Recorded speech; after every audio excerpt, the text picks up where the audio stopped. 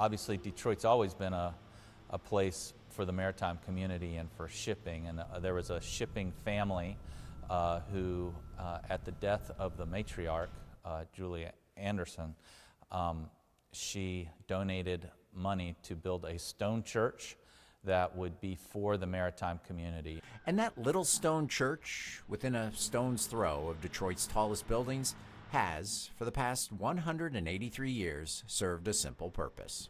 I get asked the funny question often: is this a normal church? Is there any church that's normal? We're all sinners in need of a Savior. Since opening its doors in 1849, the Mariners Church of Detroit was a place where those in need, particularly those who just came into port, could turn. They would walk up to the church, be able to take a shower, these maritime men, and be able to be in the church without paying a pew tax, is what they called it. So that was the heart behind our matriarch's donation, was that the maritime community could attend church without having to pay a tax or a pew tax to sit and worship their God. They sat in these pews and prayed for safe voyage. What you see now is what those sailors would have been sitting in the 1849 and beyond. Today, it stands out amongst its surroundings. There are maritime churches around the world, maybe none as old as ours. And maybe none that has moved as far as this one. The city was trying to make room for Hart Plaza, so they voted to either move or destroy the church, and by one vote, City Council voted to move it, and then there was a citywide push to do it right, and it wasn't moved stone by stone, it was moved all in one piece on railroad tracks, and quite an engineering feat. A new location with the same overall purpose: pay homage to its roots, but evolve with time. The maritime community is not as large as it used to be when we were founded, and so our motto is a house of prayer for all people. But its maritime heritage is obvious, evident, and can be seen throughout its structure, and every November heard throughout downtown, just as it did the night the Fitzgerald sank.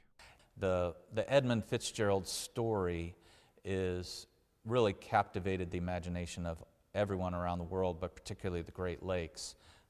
And Gordon Lightfoot's song has secured that place in its history. This is that musty old hall described in Lightfoot's lyrics. So he was here, I believe, at the 25th anniversary, and he's been here twice before he died, and he sang the song once.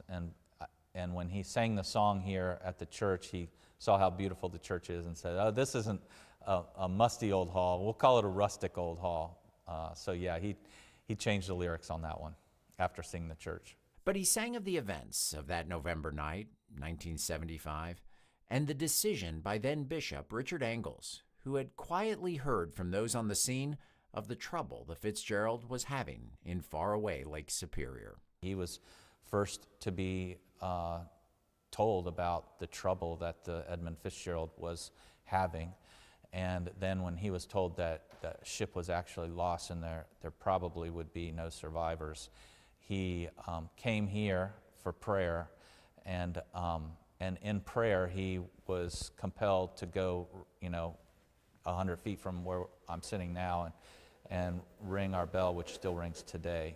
29 tolls, not unnoticed by a crowd who had gathered outside to pray for a different outcome. While he was ringing the bell, he turned around and didn't notice that a lot of the press was there. And so they began to ask him what was happening, and one of the articles Gordon Lightfoot read, and that article was the inspiration for his song. It wasn't a tweet, a social media post, or a cell phone call that alerted the media, Detroit, and much of the country of her sinking. It was this church's bells, a tradition that continues on this day. On the anniversary, the 29 crew members were lost on the Fitzgerald. We'd ring the bell 29 times plus one for the other maritime losses. The little church you may have only heard about in a song that long ago found a connection to what surrounded her. That solitude and reflection of seeing the horizon and seeing the infinity of the horizon, it really does remind you of our infinite God and his infinite love for us. And so I do believe that there's something spiritual about being on the water. A unique calling for a most unique building in downtown Detroit. It is an honor and a privilege to be in a place that doesn't just worship God in a box, but we worship God in a cathedral, in a place of beauty. Because our God is a beautiful and loving God, and so this architecture reflects that.